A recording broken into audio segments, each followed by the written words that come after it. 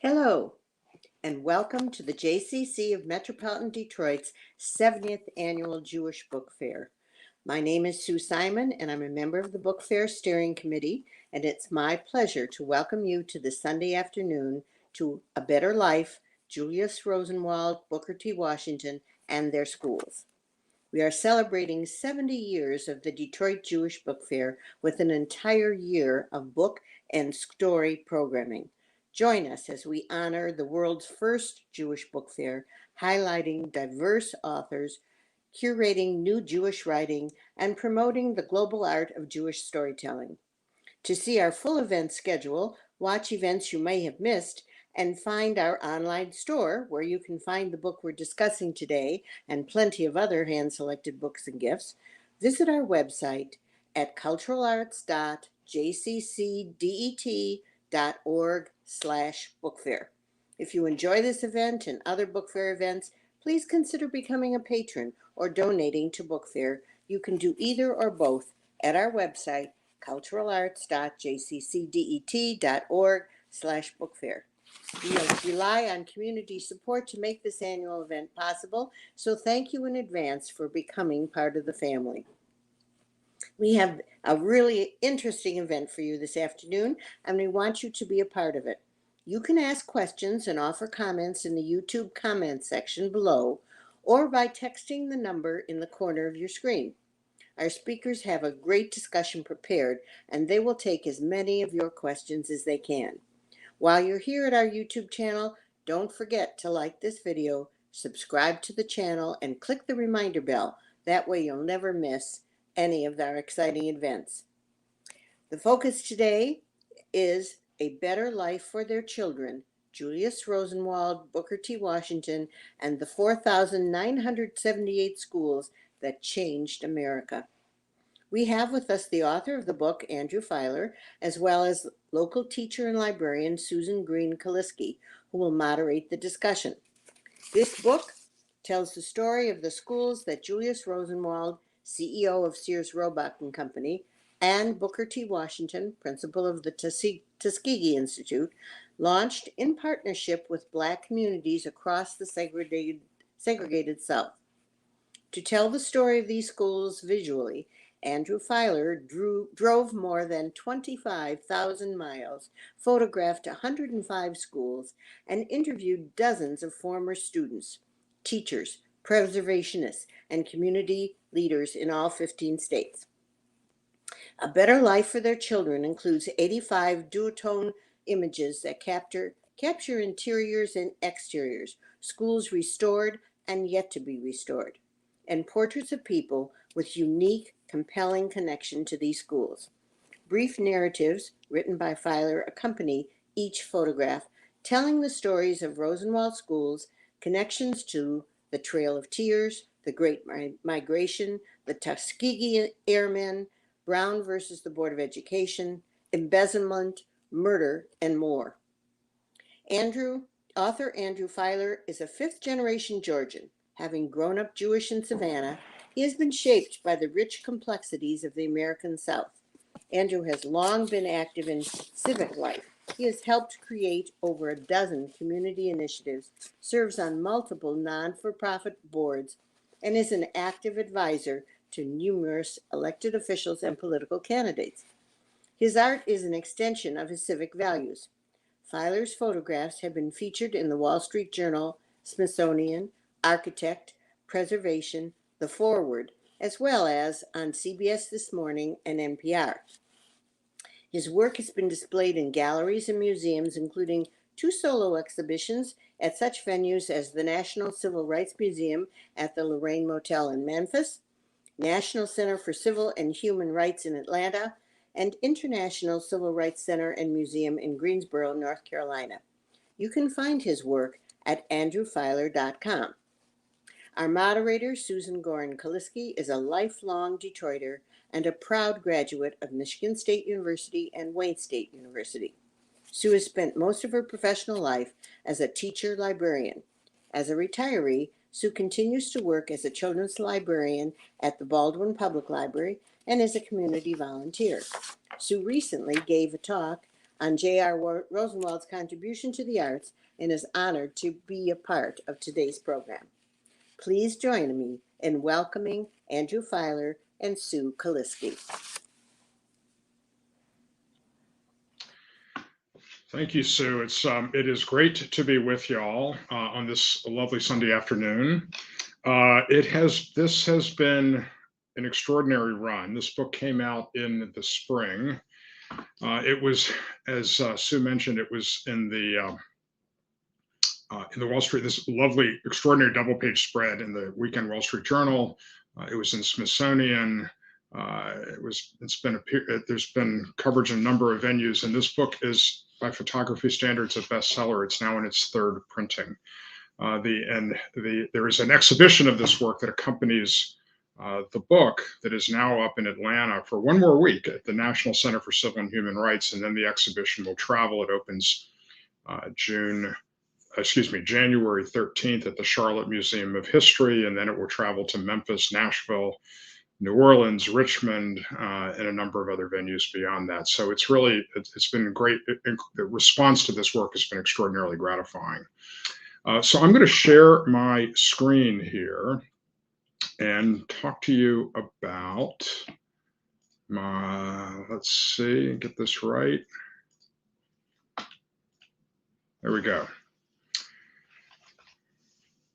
So I'm going to start with a very simple premise. The Rosenwald Schools program is one of the most transformative developments in the first half of the 20th century in America. It dramatically reshapes America. It dramatically reshapes the African American experience. And yet this remains hidden history, and its scope and sweep is largely unknown.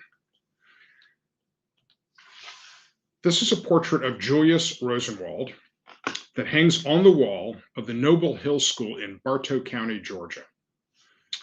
Julius Rosenwald is born to Jewish immigrants and grows up, who had fled religious persecution in Germany. He grows up in Springfield, Illinois, across the street from Abraham Lincoln's home. If you go to downtown Springfield today, there is a 4-square block National Historic Site, the Lincoln Home National Historic Site, where they have preserved historic buildings from that period. And across the street from Abraham Lincoln's home is Julius Rosenwald's childhood home. In fact, Peter Ascoli, who's the principal biographer of Julius Rosenwald, told me the story that when he went to Springfield to research this biography, he was meeting with the superintendent of the National Historic Site, and he asked him if he happened to know where Julius Rosenwald's birth home was. And the superintendent says to him, "You're sitting in it." At the time, there was not a marker out, an historic marker out in front of that home. Today, there is, and that marker was placed by the campaign to create a Julius Rosenwald and Rosenwald Schools National Historic Site. The legislation passed in December and was signed into law to require the Secretary of the Interior to do a feasibility study for what is envisioned to be a multi-site National Historical Park. I'm on the advisory council of the campaign, and the vision is to have a visitor center in Chicago and then Rosenwald schools in each of the 15 states in which these schools existed. And if it happens, this would be the first component of the national park system to honor a Jewish American. So Julius Rosenwald grows up in Springfield. Then he rises to become the president of Sears, Roebuck and Company.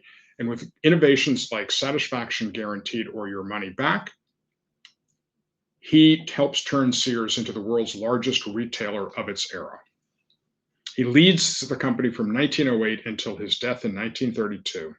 And he also becomes one of the earliest and greatest philanthropists in American history. And his cause is what later becomes known as civil rights. And it's important to understand that he is specifically motivated by his Judaism.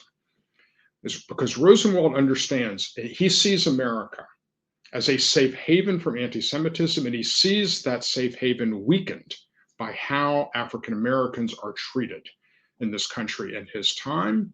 And he says, I believe in America, but I do not see how America can go forward if part of her people are left behind. This is a portrait of Booker T. Washington that hangs above the mantle in the president's home at what is now Tuskegee University.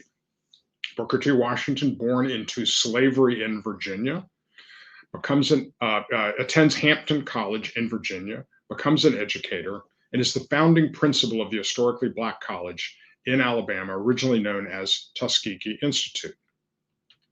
This is a rare photograph of the two men together, printed on fabric and sewn into a quilt to commemorate the restoration of the Pine Grove School in Richland County, South Carolina. And at the rededication ceremony, former students and former teachers were invited to sign the quilt, and it hangs today in the former school, in the old schoolhouse. And if you, the cover of my book is actually a photograph of the restored classroom in this schoolhouse, and you'll see in the back left-hand corner this quilt hanging on the wall. Now, the two men meet in 1911, May 18th, 1911. Just a few months ago was the 110th anniversary of their meeting. But you have to remember, 1911 is before the Great Migration, which doesn't begin until later that decade.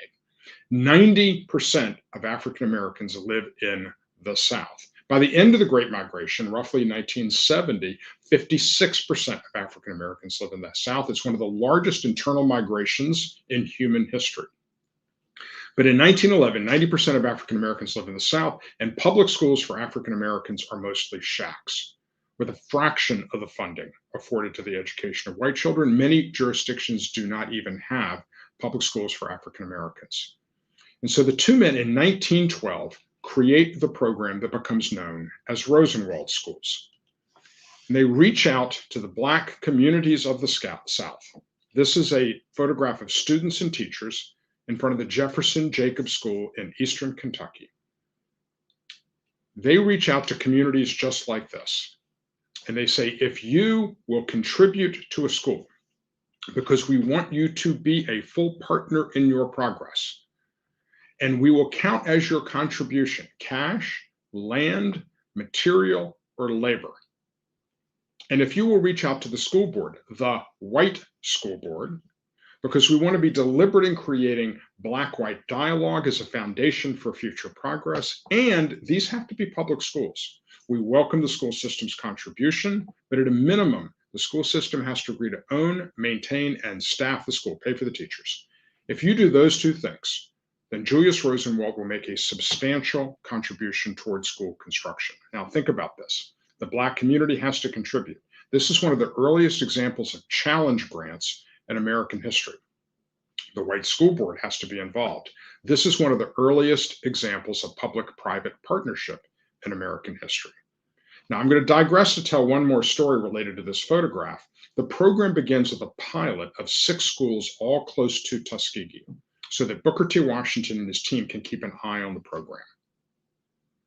And Booker T. Washington has photographs just like this made of the students and teachers proudly standing in front of their schools, carrying the hopes and dreams of their communities. And he sends them to Julius Rosenwald, who writes back that he is so moved by these photographs that he is committing to expand the program. And photographs like this continue to be taken throughout the history of the program. They become part of the history of the program, the visual language of the program. All of my bodies of work as a photographer prior to this body of work were in color. But it is because of the historical role that black and white images, these types of black and white images played, that this entire body of work is not only black and white, but horizontal. So they reach out to the Black communities, and from 1912, when the Lochapoka community in Lee County, Alabama, is the first community to raise the matching funds for what becomes the very first Rosenwald School, until 1937, when President Roosevelt presides over the dedication of the Eleanor Roosevelt School in Meriwether County, Georgia, that's Warm Springs. From 1912 to 1937, this program builds 4,978 schools across 15 southern and border states, and the results are transformative. Now, before I dive into what that means, let me tell you one thing about this school. In 1929, President Roosevelt reached out to the Rosenwald Fund, having seen a Rosenwald school in Meriwether County, and said that the county needed an additional Rosenwald school because of the density of its Black population.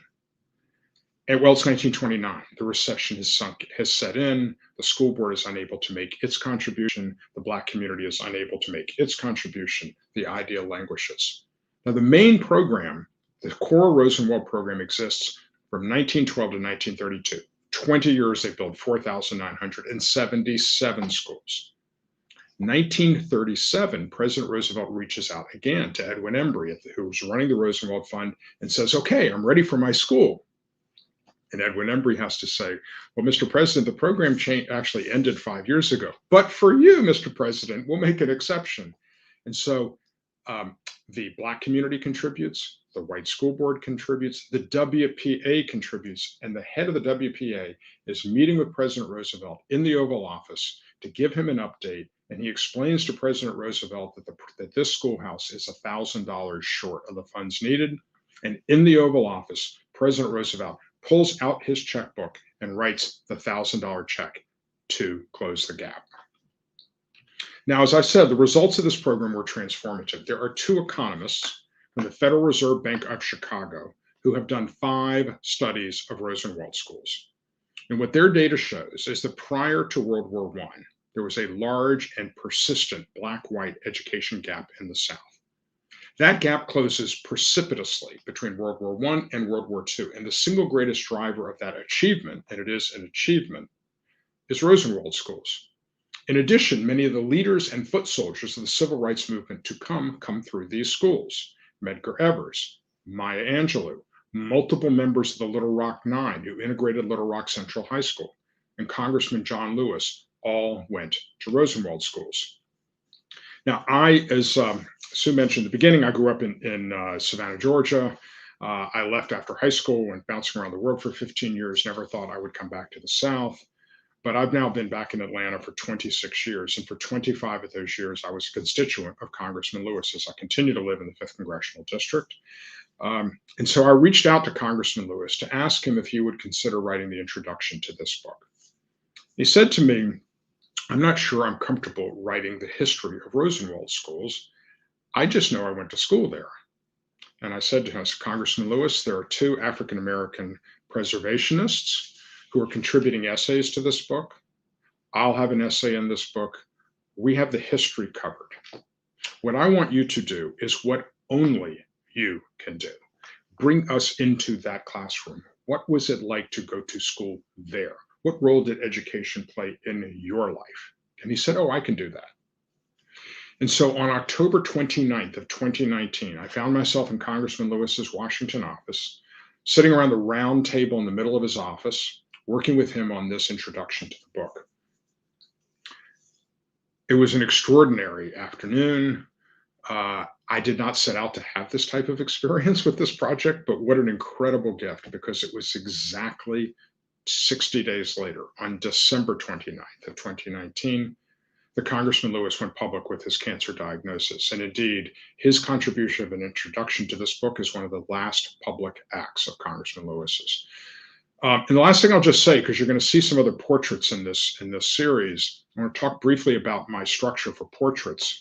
The setting is very important. In fact, Congressman Lewis's staff said to me, "Can we do this portrait in the Atlanta office?" And somewhat boldly, I said no, because I knew that the setting for this portrait had to be the Washington office, because this portrait is a statement of power and achievement. In addition, you'll see that I never told anybody what to wear, because I wanted them to be authentic. And I didn't tell them what expressions to put on their face, because I wanted them to have agency and how they helped me bring them into this story. The last thing I'll say is that after Congressman Lewis and I were working on this introduction, he stood up and his jacket had been drooped around the chair, and he put his jacket on and he says to me, "This cancer awareness ribbon is on his lapel." And he says to me, "Should I take this ribbon off?" I said, "Congressman Lewis, I want the authentic you, and that is the authentic you. Leave it on." And what a poignant moment to reflect on from what happened just months later. Now, this is the Emory School in Hale County, Alabama, likely the oldest surviving Rosenwald school from around 1915. And I had never heard of Rosenwald schools.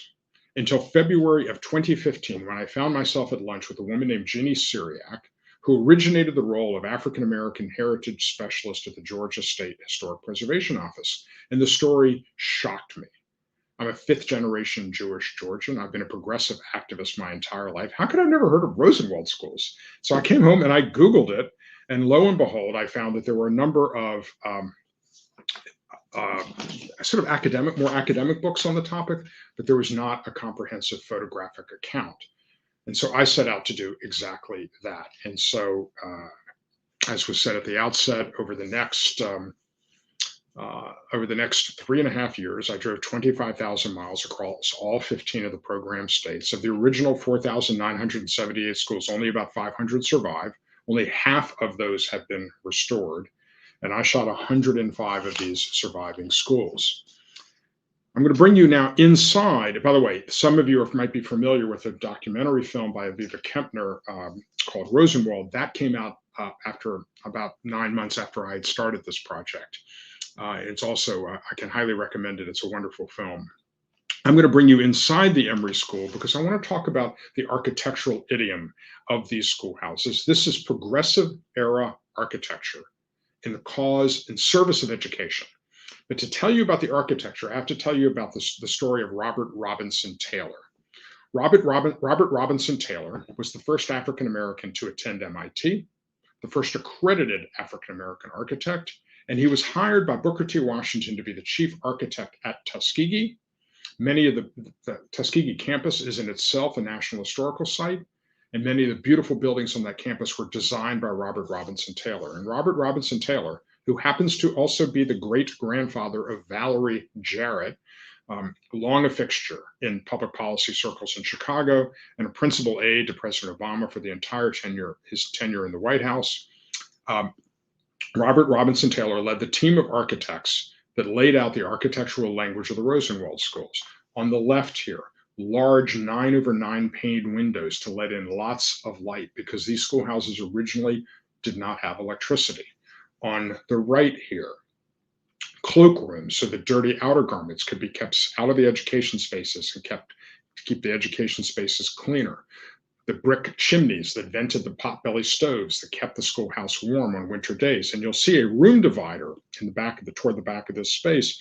That divider originally had a series of doors that could be closed off to separate the two education spaces or accordioned back so that the schoolhouse could serve as a community center after education hours. And this basic architectural idiom continues throughout the entire program.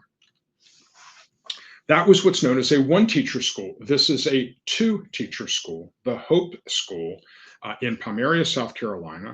If you go to the National Museum of African American History and Culture today, you will find in that schoolhouse from this schoolhouse, 6 schoolhouse desks, 1 potbelly stove, and the original sign proclaiming Hope School. And a 3-teacher school, the Pleasant Plains School in Hartford County, North Carolina. Now, the architectural model of the Rosenwald schools is that they were to be modest. That was in part to save cost, and in part to avoid attracting the ire, otherwise known as arson, of the white citizenry. But more specifically, the one of the principal architects of the program laid out this rule that there should be no cupolas, because cupolas, in his view, were derivative of church architecture and therefore violated the separation of church and state. But remember, the African American community has to contribute. And in this case, and they count cash, land, materials, or labor. And in this case, the African American community wanted a cupola, and they built a cupola. This photograph is a portrait of African American community agency. Indeed, of the 105 schoolhouses that I went to, 3 of them had cupolas. Now note that the 3 schoolhouses you've seen so far, 1, 2, and 3-teacher schools, small white clapboard structures. By the end of the program, they're building 1, 2, and 3-story red brick buildings. This is the Dunbar School in Pulaski County, Arkansas, Little Rock. And note that if several of the members of the Little Rock 9 who integrated Little Rock Central attended Dunbar prior to being active in the integration movement. And if this schoolhouse looks vaguely familiar with its Art Deco detail, it's because the architect of the Dunbar School was also the architect of Little Rock Central. Now, very few of these schoolhouses are still in use for educational purposes. Indeed, of the 105 that I went to, only 5 were still in use for educational purposes, including Dunbar, which is now a magnet middle school. But most of them simply outgrew their educational role long ago. They're too small. And that means that to survive, they have to be adaptively reused. When I knew this was an extraordinary story, but how do you tell this story visually? I started by shooting the exteriors of schools, but I quickly realized that with only 500 schools remaining and only half of those restored, that the adaptive reuse narrative was a critical narrative. And to tell that story, I had to get inside. And to get inside, I suddenly needed permission. And that's when I met all of these extraordinary people, former students, former teachers, historians, preservationists, and I bring their narratives into this story with portraits. These are the Pleasant Hill quilters. 3 of these women had parents who attended Rosenwald schools. 3 of them attended Rosenwald schools. And the woman in the front row in the center, LaJoyce Flanagan, was a teacher in this Rosenwald school. But the Pleasant Hill school was in great disrepair. It was abandoned, and the Pleasant Hill quilters came together and sold quilts to raise the money to restore the schoolhouse and to turn it into the community center that it is today. And they gather most Mondays in the schoolhouse to quilt. This is the Lincoln School in Bledsoe County, Tennessee, that has been converted into a community center by the local Black community. Notice this is another example of extraordinary Black community agency. The walls and ceilings of this schoolhouse, unique among all the Rosenwald schools, are covered in decorative pressed tin, an extraordinary illustration of the pride that this community had in its schoolhouse. Some of them had been converted into churches. The Darby School was purchased by a couple and converted to a church. The church thrived. The church added on, and now the old schoolhouse is their fellowship hall, named for the woman who donated it, who ultimately had saved the schoolhouse and sold it to the church. Some of them are museums. This is the Warfield School in Montgomery County, Tennessee, with this portrait of Abraham Lincoln on the wall in the shadow of these 9/9 pane windows that are such an iconic component of Rosenwald School's architecture. But many of these schoolhouses remain unrestored. This is the Hannah School, across the street from the Hannah AME Church, from which it takes its name. The church's cemetery has grown up around the schoolhouse, and in the kind of detail that you just cannot make up. The schoolhouse stands on Deadfall Road, but you see this schoolhouse is in great disrepair, at risk of collapse. And this is an illustration of what happens when we don't preserve these schoolhouses. Are the centers of history and memory in our communities. These are precious historic resources, and if we don't save them, this is in fact what we come across. There were times on this journey where I came across piles of rubble so recent that they were surrounded by yellow caution tape, or in one case, emergency fencing. The W.E.B. Du Bois School in Wake County, North Carolina, in fact, had been demolished a week before I arrived because the structure had become unstable. So I mentioned that the people are really the heart of this narrative. And this is Frank and Charles Brinkley, who stand inside the K. Rose School in Sumner County, Tennessee, under an original portrait of Julius Rosenwald that has hung on this wall since this schoolhouse opened in 1913. Frank and Charles Brinkley are brothers. They both attended this school. They both went to college. They both went to graduate school, and they both became educators. Frank became a high school math and science teacher. Charles became a middle school principal. They have 4 sisters, all of whom attended this school, all of whom attended college. And these 6 siblings have 10 children. All 10 children went to college. Without this schoolhouse, that legacy may not have been possible. And this is the Bay Spring School. I'm going to take you inside the schoolhouse in a second, but let me tell you the story of Vernon Damer Sr. Vernon Damer Sr.'s grandfather donated the 2 acres of land for the Bay Spring School. Vernon Damer was a student there. But Vernon Damer's grandfather was smart enough to insert a reversionary clause. And when the schoolhouse closed in 1958, it reverted to Vernon Damer. Vernon Damer turned the schoolhouse into a center of civil rights activism. SNCC met here. The NAACP met here. And Vernon Damer Sr., who was the head of the NAACP in Hattiesburg, Forest County, when he would drive African Americans into Hattiesburg to attempt to register to vote, he would have them park behind the schoolhouse so they could not be identified by their vehicles and harassed. But this activity, as you can imagine, drew the ire and attention of the KKK. And on the night of January 10th, 1966, Vernon Damer's home was firebombed. And Vernon Damer stood in the front window of his living room with a gun, holding off the attackers so his wife Ellie could get their children out the back door. And Vernon Damer died as a result of his injuries in that fire. Bringing you inside the Bay Spring School, this is Ellie Damer, the widow of Vernon Damer. Ellie attended a different Rosenwald school, went to college, and then came to Kelly Settlement and taught in this schoolhouse. And their son, Dennis, has recently restored the schoolhouse, bringing it back to its stories and roots as a community center. And then lastly, I'm going to tell you the story of the Hopewell School in Bastrop County. And this schoolhouse at the moment this photograph is taken is in the midst of restoration. And inside this schoolhouse you'll see that this schoolhouse is in the process of being restored. The mottled walls are primer. There's plastic sheeting on the floor. The potbelly stove is wrapped in plastic. And in the middle of this image is a photograph from the 19th century. That is Martin and Sophia McDonald. They were both born into slavery.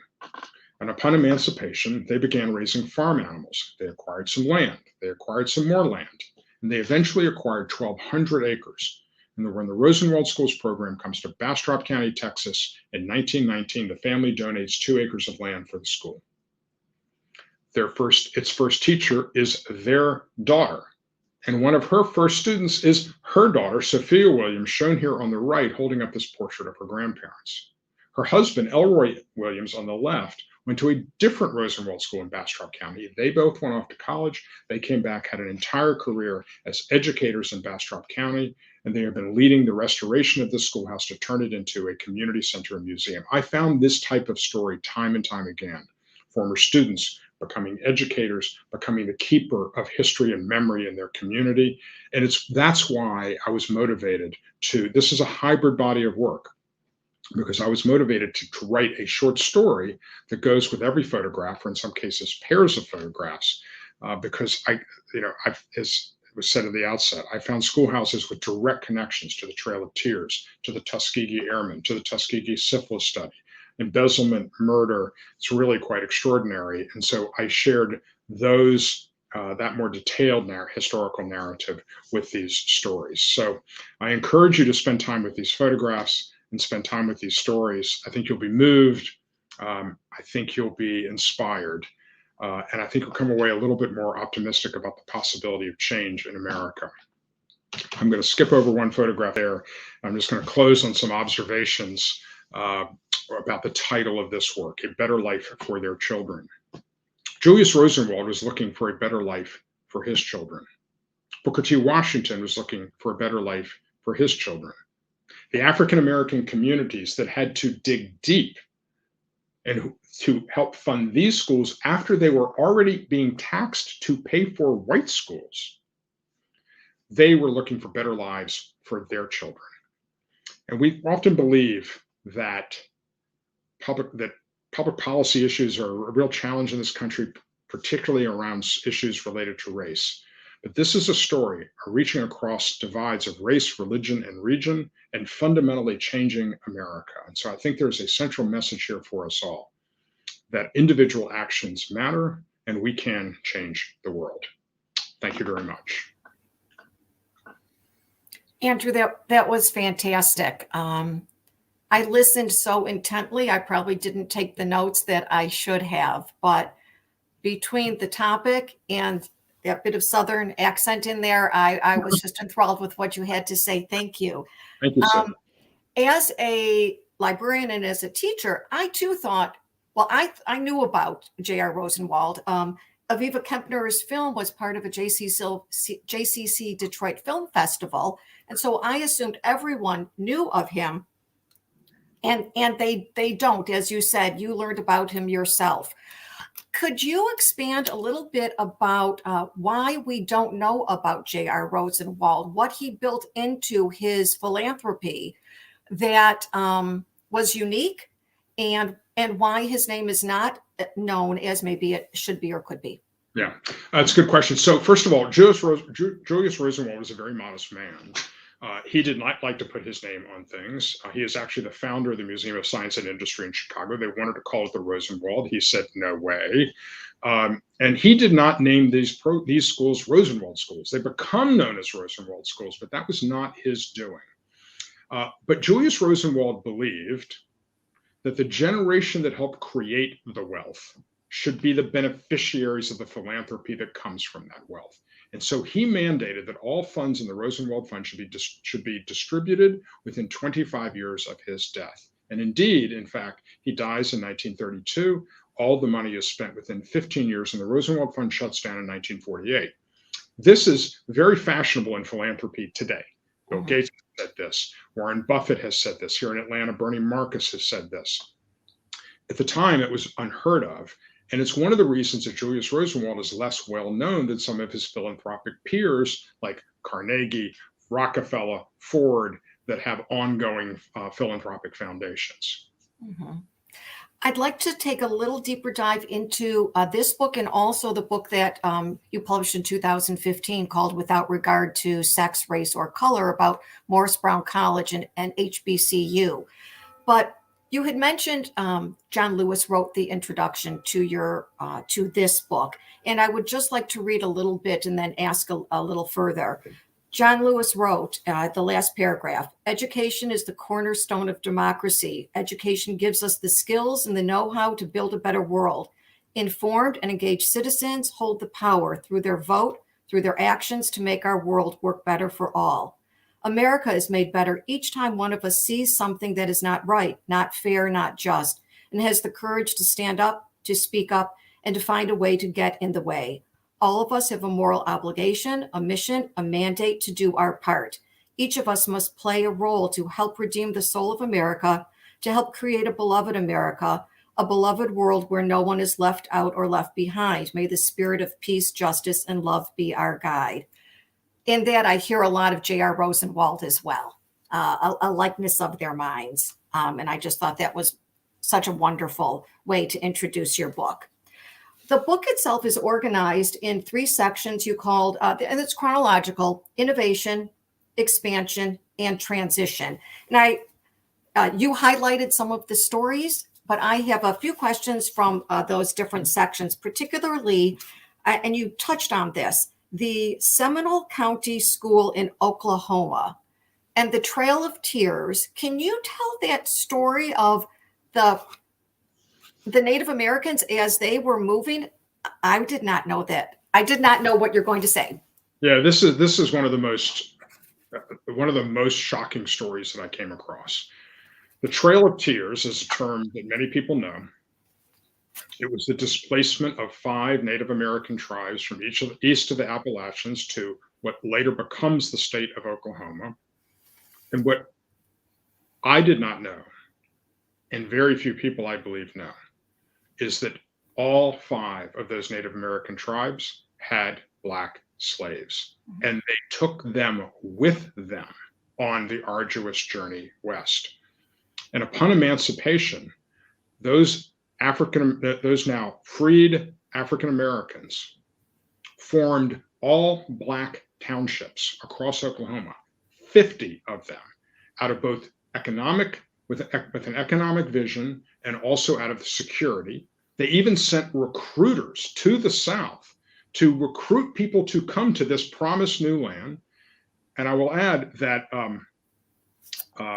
Toni Morrison's novel Paradise is set in these all Black townships. And of these 50 all-Black townships, 11 of them had Rosenwald schools, and the last one standing is Rosenwald Hall in Lima, Oklahoma. And its photograph is in the book to tell this incredible story. Mm-hmm. Yeah, I never knew that either. I thought that was fascinating. The second section, and by the way, there are some wonderful comments here already. Thanking you for sharing your stories, with us. The second section is called Expansion, and that's when the Rosenwald Fund moves to Nashville. Can you explain a little bit about what happened to Booker T. Washington and his role in these schools? Yeah, so the program starts in Julius Rosenwald and Booker T. Washington meet in 1911. In 1912, the program starts, and it is run out of Tuskegee by Booker T. Washington and his team, but Booker T. Washington dies in 1915.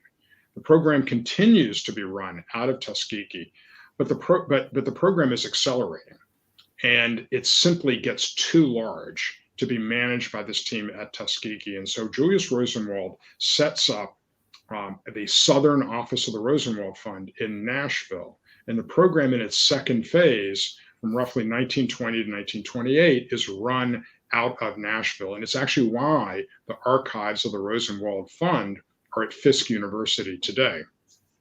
Then in 1928, the Rosenwald Fund pivots because it recognizes that while it has previously been focused on building schools, it pivots to focusing on educational outcomes.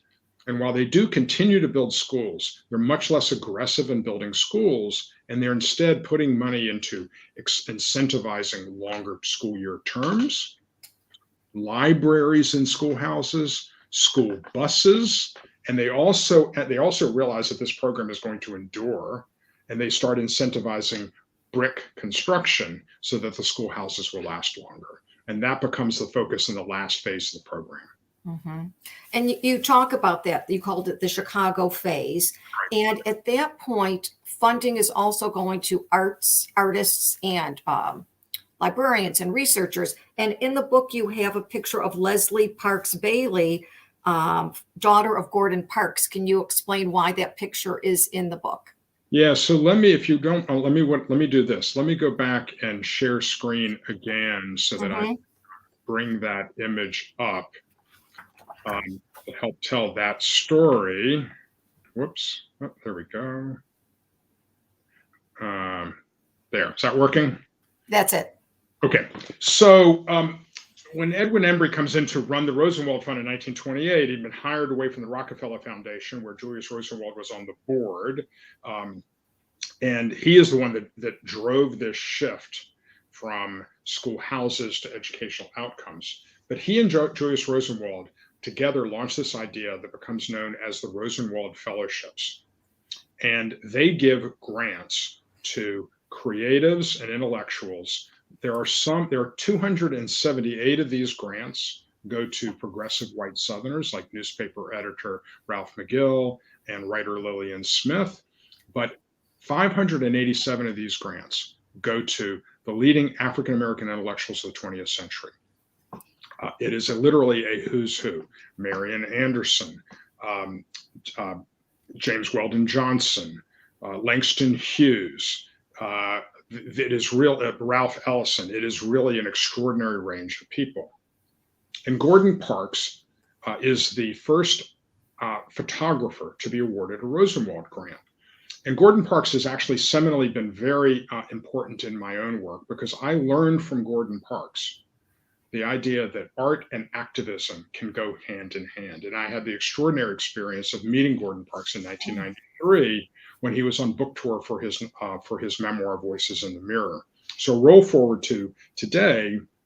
I live in Atlanta, Georgia, and Leslie Parks Bailey, the daughter of Gordon Parks, happens to be a friend of ours. And so I reached out to Leslie and asked her, I had this idea, how do I tell this story visually, that I wanted to do a photograph of Leslie, to bring her, this is not a Rosenwald School story, but it is such an important part of Julius Rosenwald's philanthropy that I insisted on being able to tell this story in this work.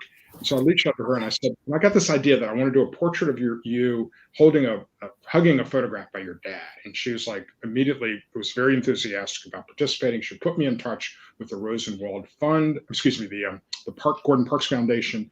And they immediately emailed me this image and they said, this self-portrait was part of Gordon Parks's application to be a Rosenwald Fellow. And I'm like, I think that will do.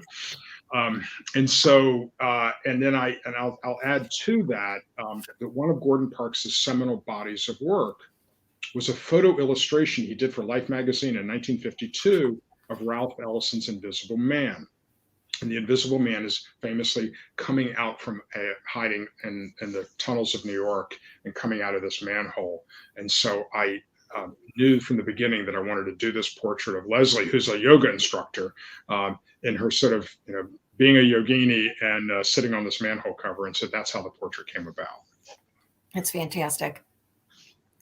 The afterword is written by Brent Leggs, and maybe you'll tell us a little bit about him. But again, I would just like to read, I thought his words were just amazing. He says, as a nation, we are deciding right here and now how we will tell the story of America going forward. Telling the full American story isn't just about acknowledging the complex and difficult parts of our past, but also about elevating and illuminating the stories of Black excellence and achievement that have never received their due. And his last paragraph says, Black and Jewish history is American history. And your experience, both with this book, again, I'd like you to explain a little bit about who he is. And then I want to take a moment to talk about your 2015 book as well, which has such a strong African-American connection. So could you explain who Brent Leggs is? So Brent has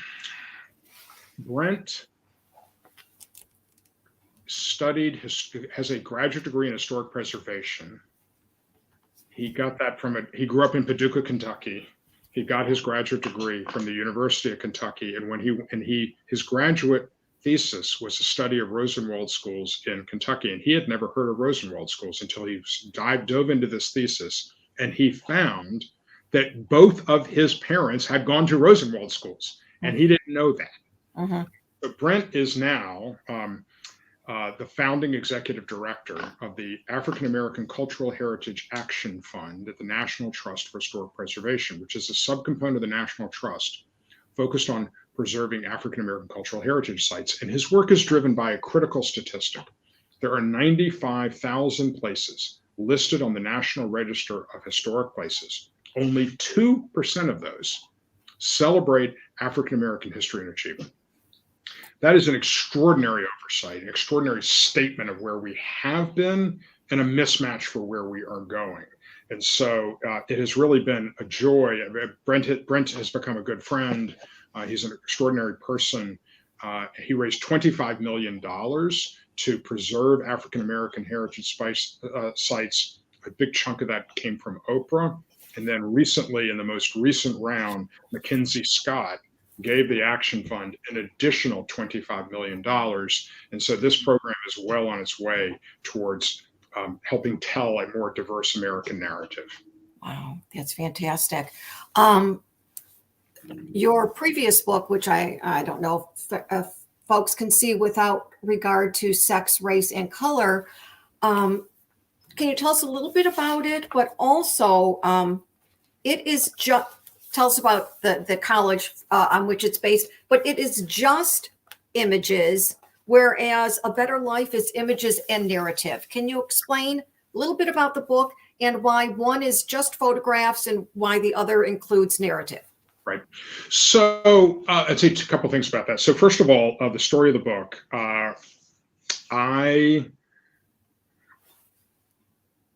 as I just talked about the statistic behind Brent Leggs' work, I live here in Atlanta, and there are 5 historically Black colleges, all co-located in the part of Atlanta we call Atlanta University Center. It's the largest concentration of HBCUs, historically Black colleges and universities in the country.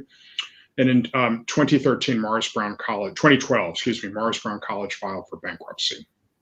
And I thought, this is an important story. It has everything in the South has to be viewed through the prism of race. It has race. It has religion, because Morris Brown was founded under the auspices of the AME Church.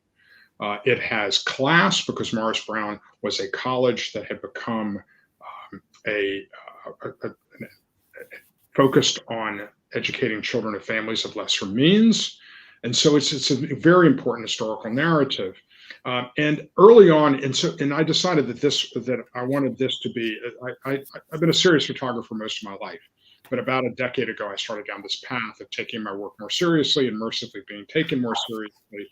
And I was interested in the story about education. And there's really two sort of subtexts of this work. I use these abandoned. So the college was largely abandoned. It had run into financial problems in 2003, lost accreditation. And so the student body, therefore they lost access to federal student loan dollars, and the student body went from 2,000 to 50 overnight. I will just add and jump ahead. Just last week, the college, which has never gone out of business, just was granted access to federal student loan dollars again, because they are now once again a candidate for reaccreditation, which is terrific. So I knew I wanted to tell this layered story. And I very quickly found a statistic that was striking, because I've had African Americans tell me that the historically Black colleges, their time has come and gone. I've had whites tell me that. What I found is that there were originally about 120 historically Black colleges. We're down to about 100. Those 100 colleges are 3% of colleges in America. They represent 10% of African Americans who go to college, and 21% of African Americans who get degrees of any type. And that replants this story in the midst of this core American narrative. How do we create opportunity in America? How do we create an on-ramp to the American middle class? And so as I got into my research on that, I found that there was this extraordinary narrative that education has been the backbone of the American dream since before there was a United States of America. The very first taxpayer-funded school in America was created in Dedham, Massachusetts in 1644. That's more than 375 years ago. And there's a direct connection between that commitment to public education, the Land Grant College Act, which passes in 1862, creates colleges all across America, historically Black colleges, predominantly in the decades after the Civil War, Rosenwald Schools in the early decades of the 20th century, the education provisions of the GI Bill that transform America from relatively poor to relatively prosperous. Brown versus Board of Education is one of the high water marks of the Civil Rights Movement. And what are we talking about today? Crushing levels of student debt, college affordability. This is a 375-year narrative arc, which is at risk. And it's really important to understand how central to America, the American dream, education is. And that's what that first book is about. And this book is really, this Rosenwald Schools story is an extension of that narrative. And with this one, you chose to add narrative to it. It just called for it. Yeah. So, as photographers sometimes are called visual storytellers, I found that in the portrait of this abandoned college campus, there's a lot of emotional resonance in those images, because we have been in these classrooms, we have walked these hallways, we have been in these locker rooms, but we're used to seeing them populated by students and teachers and not by ghosts. And there's this emotional connection you have to the images themselves. With the Rosenwald Schools story, while these images can invite people into the narrative, and indeed, this is what I do, right? I use photography to bring people into stories that they might not otherwise have access to. And yet, I found these extraordinary stories, like the story we talked about with the Trail of Tears, like the story of brothers Frank and Charles Brinkley and their siblings and their 10 children who went to college, that I felt compelled to write these stories that go with them. So this is a hybrid body of work. That it's what the story demanded. You're a really good writer as well. You're a wonderful photographer and a really good writer. But you reminded me, speaking about Brent Leggs, I believe it was on CBS Sunday Morning this past few months in England. They are going and marking historical markers for buildings that represent their Black population, realizing too that they didn't recognize the contributions in that history. So it's interesting that his organization is going to be doing that here in our country. That's fantastic. As we are sort of winding down, I'm wondering if you could summarize what learning about J.R. Rosenwald has done for you, a person who already was, as you said, progressive,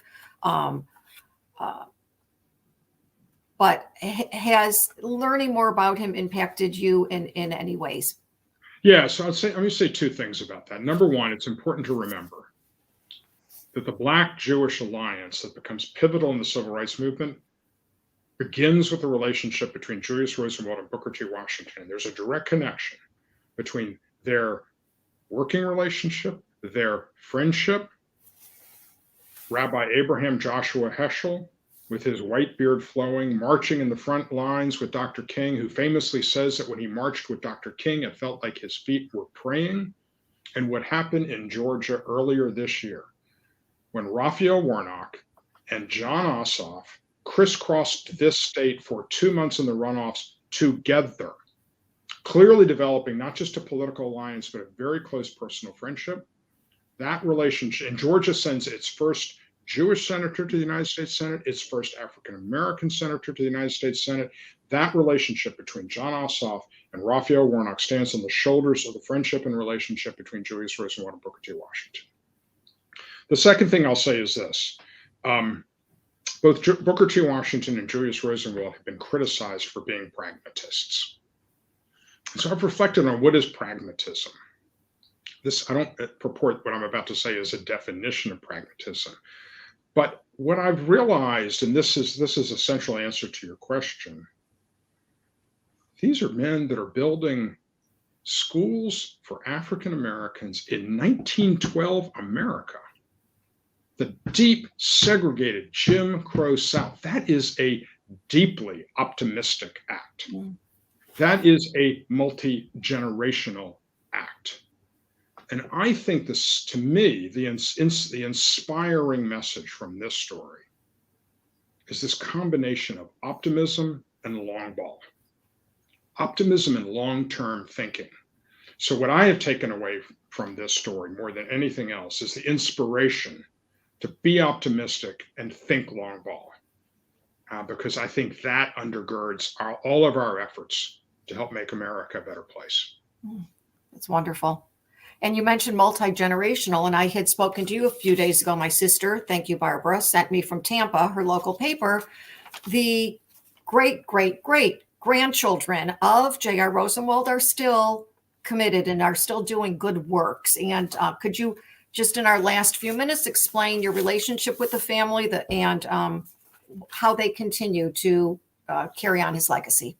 Yeah, so there's an historian, Stephanie Deutsch, whose husband is a direct descendant of Julius Rosenwald, and she has written one of the seminal histories of the relationship between Julius Rosenwald and Booker T. Washington, a book called You Need a Schoolhouse. That book came out exactly when my first book came out, and I met Stephanie while she was touring around. In fact, shockingly, she was visiting a relative named Bob Rosenwald, who lives in Savannah, Georgia, where I grew up, and he and his wife, completely coincidentally, before I even started this project, had become friends with my parents. Stephanie was visiting Bob Rosenwald when I met her, and she turned out to be just an absolute delight to work with. She was incredibly generous with her time, generous with her ideas, generous with her contacts. I'll just give you one example. I had showed you the portrait of the Pleasant Hill Quilters. The Pleasant Hill Quilters was an idea that came from Stephanie. She was the one that put me in touch with Flo Stevenson, who runs that group. So she was really a collaborator in this project and has become a very good friend. And she is the person, it's her family that is down working to help preserve the Wetumpka School in Panhandle of Florida. So Jewish geography is not just a Detroit thing. There's a whole connection there in Savannah too. Yes, there is. Tell me about growing up in Savannah in a Jewish community. What is the size of the Jewish community in Savannah? What was that like? So Savannah has a large enough Jewish community to have 3 synagogues, Reformed, Conservative, and Orthodox. In fact, the colony of Savannah was founded on February 12th of 1733, and in July of that year, the Jews showed up. The colony actually had 3 rules from the beginning: no Catholics, no slaves, no Jews. And this boatload of Jews shows up. There is an epidemic of some sort in the colony. There's a doctor on board named Nunez, and they say, well, the Jews can't land, but the doctor can land. And Nunez, to his eternal credit, says, no Jews, no Nunez. And they say, okay, the Jews can land. And so I grew up as a member of Mikveh Israel congregation, founded in July of 1733, the third oldest Jewish congregation in America. I will tell you, from 1733 until roughly, I don't know the precise date, I think 1980, my mom was the first female president of the synagogue. And it's also, by the way, for anybody who has been to Savannah or contemplated going to Savannah, the only pure Gothic synagogue in North America. My uncle thinks I was bar mitzvahed in a cathedral. And so Savannah has a very rich and thriving, a very rich Jewish tradition, a very thriving Jewish community. Though I would say that there is a difference, I think, in the South. Being Jewish in the South, I think, is fundamentally different from being Jewish in the North in certain ways. That in the North and in the Midwest, these sort of European ethnocultural groups have maintained their identity. So you have Irish American community, Italian American community. The Jews often tend to live in communities together. The color line has been so pervasive in Southern history that people were either white or black. And so these European ethnocultural groups were really subsumed. And there's also much greater, I think, the Jewish community in the South has felt more pressure to assimilate. And so there is that experience of being Jewish in the South is definitely different from the experience of being a Jew outside of the South. I see. Well, our time is just about wrapping up. We have such wonderful comments. People are just amazed at your storytelling and are anxious to read your book. I'm glad that you were able to participate in our JCC Metro Detroit Book Fair 75th anniversary. It's quite an honor to be asked to be a part of it. And I want to thank you for that. And I'm going to turn this over to Sue to summarize and say our final words. Thank you, Andrew. Great. Nice to be with you, Sue. Thank you to Andrew and Sue for being with us and for such a wonderful discussion. And thank you to all of you at home for joining us for our 70th anniversary year. Our next event is Tuesday, December 14th at 7 p.m. when we'll speak with Michigan author Dr. David Nathanson. Remember to like this video, subscribe to our YouTube channel, and visit our website, culturalarts.jccdet.org/bookfair for our full schedule and ways to get involved. See you next time.